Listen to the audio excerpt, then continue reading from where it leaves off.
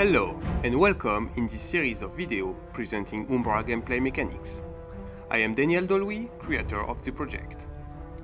Today we will focus on two different features of the game, called resource opposition system and elemental effect interaction.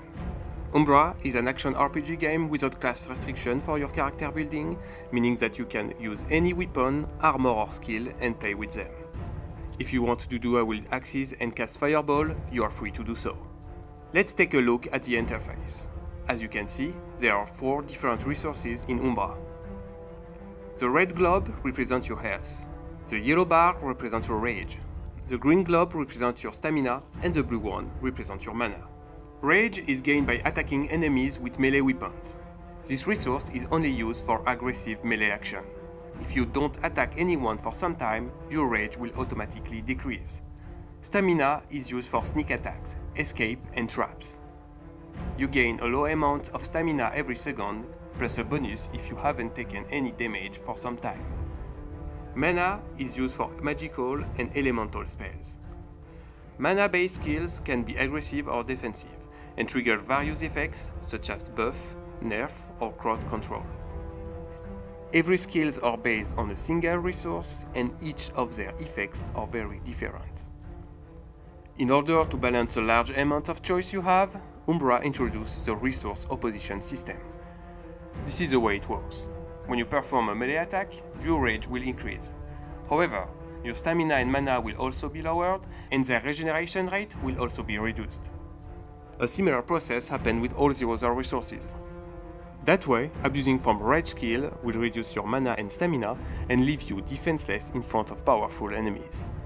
This mechanics makes you responsible for your action in the game. It is up to you to find the way you want to play. But remember, there is always a price.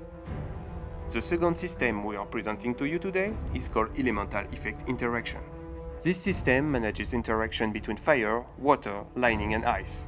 Fire skills usually burn and spread on the ground, dealing damage over time to enemies. If a fire skill is cast on water or ice, the effect may be reduced or even inactive. Frost skills can freeze enemies or slow them down. Frost is effective combined with melee attacks, triggering additional shatter damage. Lightning can spread in water, hitting all nearby enemies. It can also stun any enemy in a wet state. An enemy enters a wet state when it is under the rain or walking in a river. This system balances the gameplay and allows you to create helpful combos. If a frozen enemy is burned, he unfreezes and enters a wet state. You can then use a lightning strike and stun him.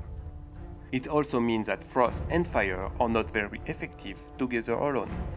These mechanics can also be used with the level design. Lightning will be very effective in a flooded area, and frost will be more effective in a snowy mountain. As you can see, it's really up to you to imagine and create your own gameplay.